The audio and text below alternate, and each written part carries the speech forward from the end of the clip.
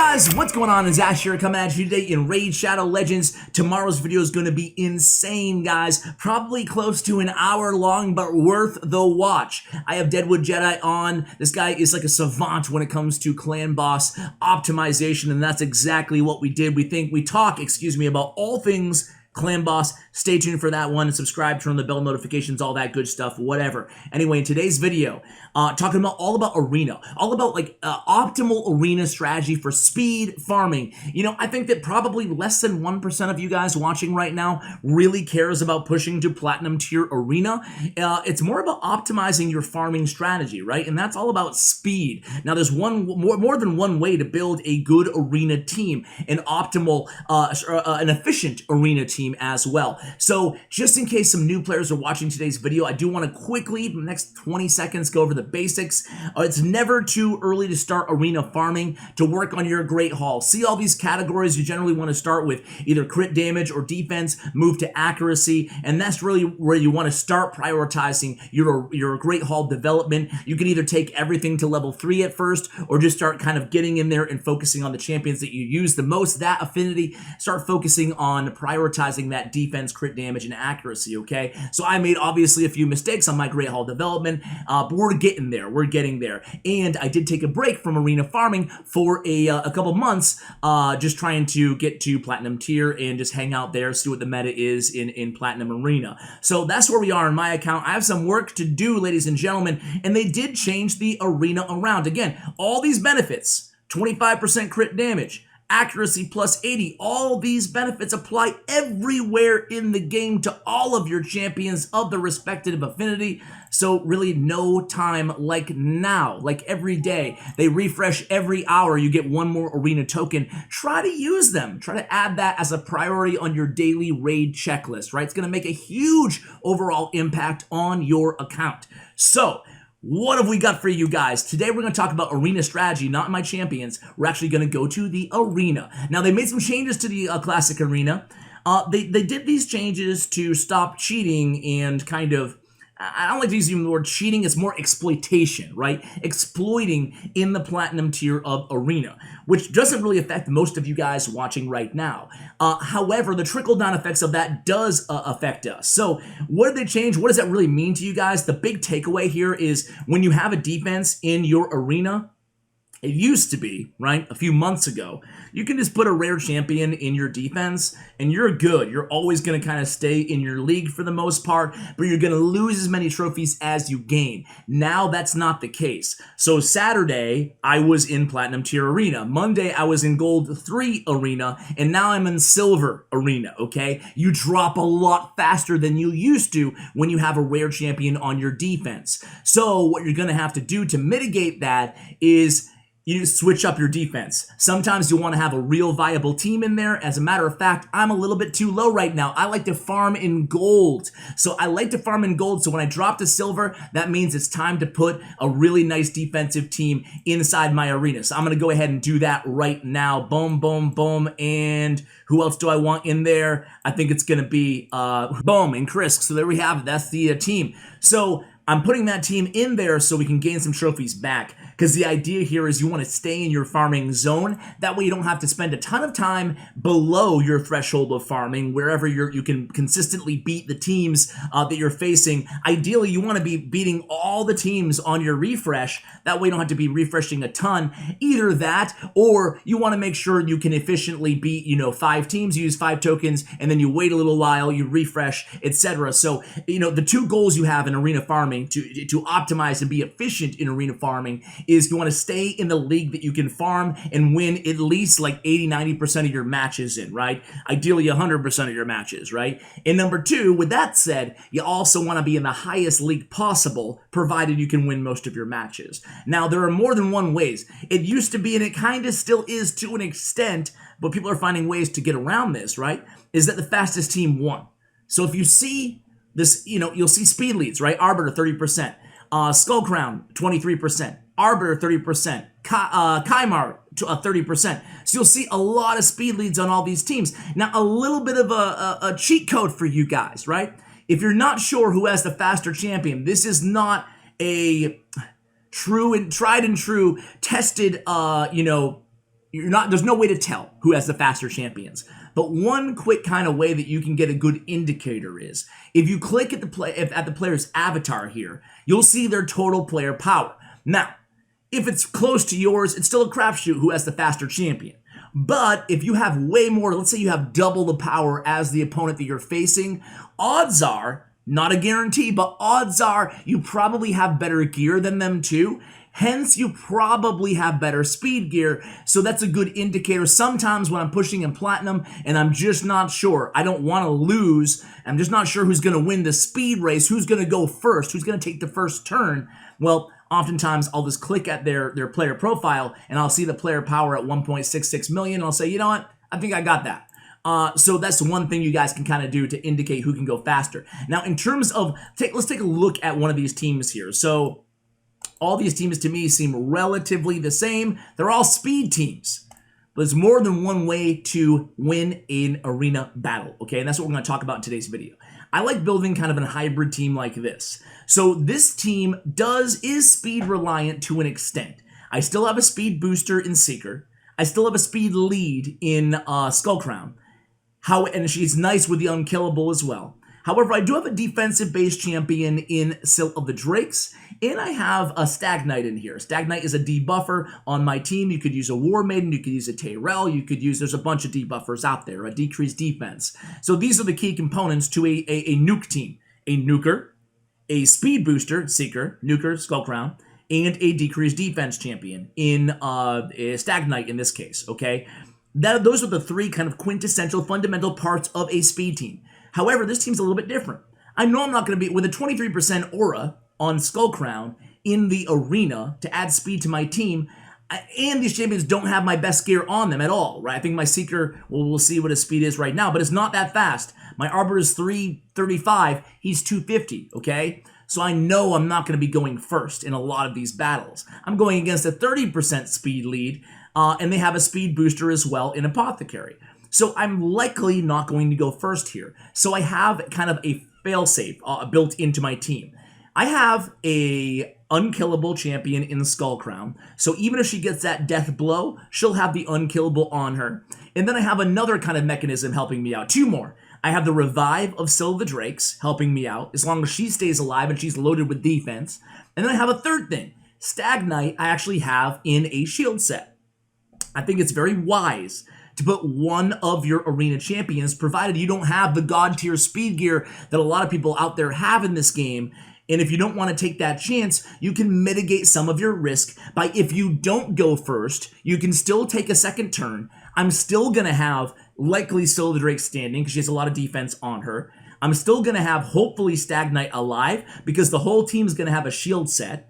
And then if worse comes to worse, if they start dealing some huge blows, which they very well could with Shrunda and Zargala on the team, it's a scary team, right? Well, Skullcrown's going to be able to withstand those hits because she's going to have the unkillable. Now, this is just one example, but sometimes you have to think through, okay, what if I don't go first? Do I have any shot of winning here? Now, there's another whole strategy of where you want to go second, okay? A team where you want to go second, and all of your champions are defensive-based champions, or at least the majority of them are. So, like a Raz and Scarhide with a Sill of the Drakes, and a, I don't know, a Grizzled Jarl, like champions that have increased defense and champions that have damage based on defense. You can build a team of all of those, and then you go second. But on those teams, again, I will stress to you guys, I highly recommend you have an HP leader, the champion with the highest HP on your entire team, in a shield set, because that shield is going to help keep you alive. You have to stay alive against those blender comps, against these other hard-hitting nuking comps.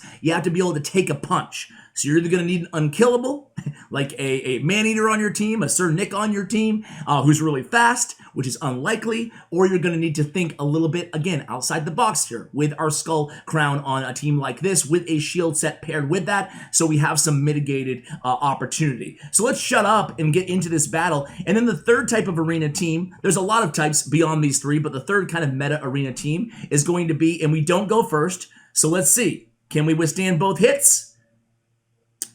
Well, we can.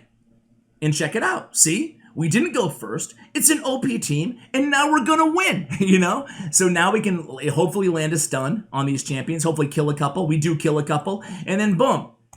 See you later, everybody. And that's how this team works. And that was a perfect example. Obviously, I didn't plan that out, right? I just attacked the team fresh for you guys. But that's how the team works.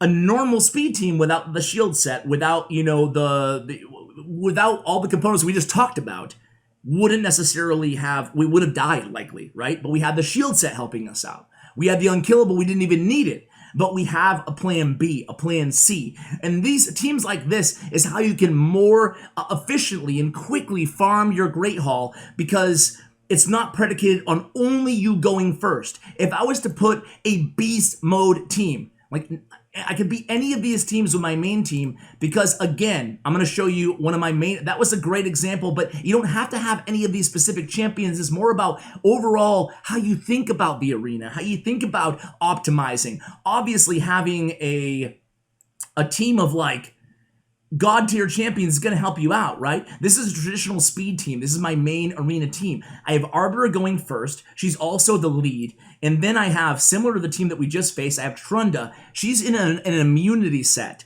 So I can safely go against Hegemons and Tormins because I don't have to worry about the freeze, and I don't have to worry about the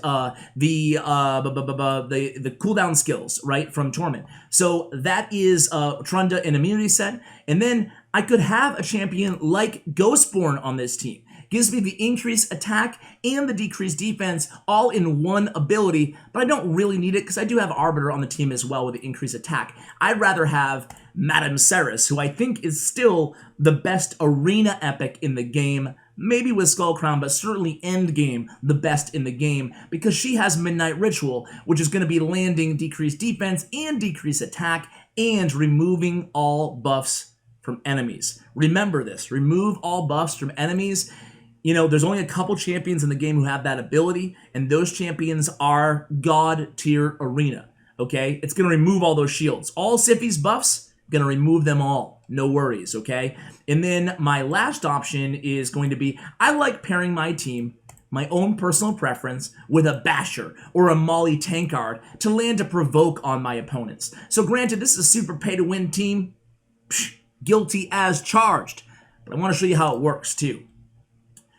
With this team, I have all my best speed gear on my entire account on Arbiter, right? So we're likely always going to be going first until we get to Platinum Tier Arena, and then I have to be more creative. So I will show you, then I land the Provokes. So that's the CC. So essentially what you want to have on your speed team, this is very important. So listen up, guys. On your speed teams, you want to have it so that because the turn meter of Arbiter, we'll talk about it when we go over our skills. Actually, the team won't be alive. But you want to have the order down. It's very important. You want your speed burst booster to go first. So Arbiter has the speed boost in her kit, 30% speed boost to the rest of my champions. The second champion who goes, you're going to want them to be 30%, within 30% speed of Arbiter. That way, nobody can cut you in line from the enemy team, okay? So that, in this case, is going to be Molly Tankard. She's going to be landing the Provokes. And then I also want Madame Ceres to go next. I don't want someone to be able to interrupt and break my chain, so you have to think about the speed of these champions. Now, if someone cuts in line in front of Madame Ceres because her speed is a little bit lower, not the end of the world in this case, because I do have the Provokes from Molly on the enemy team, provided they're not in an immunity set. So that's kind of how everything works with this team, and that's why I like having a Provoke or a CC, a Stun, a Freeze champion, a Block Cooldown Skills champion, kind of going second, if I can, right? So now I set everything up. Second or third on your team should always be your debuffer, your decreased defense champion, in this case, Madame Ceres. And then fourth in line is your nuker. In this case, it's Trunda. And say goodbye to the entire enemy team, except for Siphi, who stays alive. But she can revive. So what we want to do here is use this turn meter boost by 20%. She has the 30% on her A3, as I was mentioning earlier. We're not going to revive anybody, but we will boost our turn meter because we want to kill her fast. Because she does not have the Provoke up right now. And we should be able to do that with the A1 maybe. No, we don't land it there, but there we go. Highest multipliers in the entire game is Trunda's A2 on the first hit. So there we go. That is a traditional speed team. And last but not least, guys, again, I apologize. I'll see if I can find a very difficult team. Maybe this team? Nah, 148. I'll show you my main defense team as well, and we'll talk a little bit about defense strategy before we end this video out. And let me know if you find this stuff interesting or you find it really, really boring. I'm actually in gold 4 here of the tag team, but I have to make sure I keep playing or I might fall out. So these will be very, very challenging teams. If you take a look here, does it say, yeah, I am in gold 4, so the player limit is, sorry, I moved the entire game. Meant to move me. I'm one of 1,250 people right now in the world in gold 4 tag team. And let me tell you, it's tough. So let's go after this team. And we'll talk about, mainly I want to talk about my 3 strategies on this tag team, okay? So what I'm looking at here, remember, the immunity strategy, that's a strategy you can use. It doesn't have to be God tier champions. It can just be a team that you have in immunity gear that you farm in Fire Knight. And what you do is you bring that team in, whether it's Classic Arena, whether it's Tag Team Arena, whenever you see this guy. Whenever you see Hegemon, you go, oh, okay, I'm just going to go ahead and put that team against Hegemon. And I know that none of my players will get their block cooldown skills, right? And then beyond that, I think I can go with... I think this is a pretty good setup. I'm going to go defense versus defense team here, and then it's going to be a speed battle on the last match. This team is way slower than my second team, so we'll see how we do here. And we'll talk about each team a little bit as we go through it, then we'll kind of end the video. It's getting a little bit long, my bad on that. So I can put this team on auto if there's no reviver on the enemy team. There's no reviver, so we'll go auto. Sometimes if you're going against a reviver team, you have to be very careful because a team like this on auto will not prioritize the arbiters, say, on the other team. So they have counterattack because of Valkyrie. Valkyrie's very good. I'm thinking about getting Valkyrie on this team. Just don't know if I want to replace Krisk. I love the fact that Krisk puts the shield on right away, and it stacks with Mountain King is in a shield set, by the way, and Mountain King shouldn't be attacking Roto, so I do need to take it off auto here because that's going to get me killed. Well, I think this next shot, no, let's see. See how lazy I am? But this team essentially, just to talk more about strategy, is I only really have, I don't know, 1 damage dealer on the team in Mountain King. Razin can put out some decent damage too, but the idea here is like they're all defense based, except with the exception of Siffy, who just has really, really high defense anyway because of her gear in resistance. And I have an HP gear set, HP artifact set on Mountain King. Mountain King has the highest hit points inside the entire game. So we are looking really, really good. He has 100,000 hit points. So that's a 30,000 HP shield on all of my champions to start out the match. That's really, really valuable. So when you put a high HP champion again in a shield set, whether it's a defensive team or a speed team like we talked about previously, that's going to help you guys out tremendously. We're only we had the provoke on Siffy. I was going to say we're only 1 turn away from the increased defense, but you can see, guys, 1 minute and 49 seconds into this match, almost 2 minutes in, these matches can go a long time, especially in Tag Team Arena. Sometimes I'm literally sitting here for, I don't know, 20 minutes on one tag team, including all 3 of the matches. So it can take a while. This is not how you efficiently farm, and that ought to be mentioned for Classic Arena here. We're in a little bit of trouble here. Maybe not. We're fine. I take it all back. But Seeker's incredible, man. We talk a lot about Seeker in tomorrow's video, too. Just how he's just one of the better champions in the game. Now Siffy can get her A2 off. Well, I think anytime today, Siffy, you want to go? She'll go next. There it goes. And now we're cooking. Now we're good. So actually, if Chris dies here, it's good because Siffy will revive and he'll have a full turn meter for his next turn. And he has an AoE attack on all of his attacks. So we're going to be good. Boom. There it goes. And he also increased our buff. Chris is so broken, man. He's a great champion. I'm really a big fan of him. But again, moreover about this team, it can take a while. I probably should have cut this. I don't know if I should even include this in the actual video, but you can kind of see how the team works. Razin has the decreased turn meter on his A3. That helps out a lot. And again, it's really just a grind These are a grinds of matches, but it works out, and that's a defense-based team. You don't have to have all legendary OP champions. I apologize for showing you this team in comparison to a more free-to-play friendly defense team who would definitely involve Silva Drakes, along with, I mentioned a champion like Grizzle Jarl. These champions can be optimized for the arena, but it's difficult, right? Because sometimes when you optimize a champion for the arena, it's not always going to be the ideal setup for other areas of the game. So what I would do if I were you guys is I would think long and hard about champions that do damage based on defense, right? Finally, we get into our second turn. And this is what I talked about. The immunity gear, check it out. We're good. Hegemon didn't do anything to us, and then we go. And now we win, right? And that's how the team works, essentially. Decrease defense, strip away their buffs. Trunda's up next, and they all die. So that's how this works. They don't all die, but they will in a second.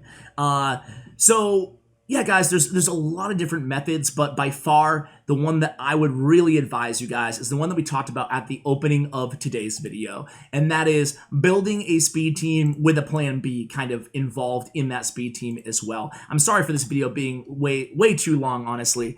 I probably should not have gone into the tag team, but maybe some of you guys actually enjoy this, seeing this tag team stuff. And this team is cool too, because even though we're not the fastest, the reason I like, granted they're both legendary, but the reason that I really love Krutraxa and Brachus on the same team like this is they both have a self-revive, right? I'm actually just going to reset abilities here, increase turn meter, and then we can basically kill them all one at a time here. They both have a revive, so it can be, even if we get kind of wiped, there's been many times that a team like this, well, Brachus and Krutraxa will revive themselves, and then I'll kill the whole team because they're really heavy damage dealers, both of those champions. Let's go ahead and go through this way, and we'll be good to go. So guys, we're going to go ahead and wrap this video out there. I covered a lot in today's video in terms of different viable arena strategy. We talked a little bit about tag team too, but primarily I want you guys to be efficient with your tokens, with your arena tokens, and always think that it's not just, doesn't have to be just a speed race in this game. As I illustrated on the first match of this video, there are several ways to tackle the arena. I wish you the best of luck, guys. Again, I will see you in tomorrow's video. Thank you so much for watching all the way till the end, and as always, take care, guys.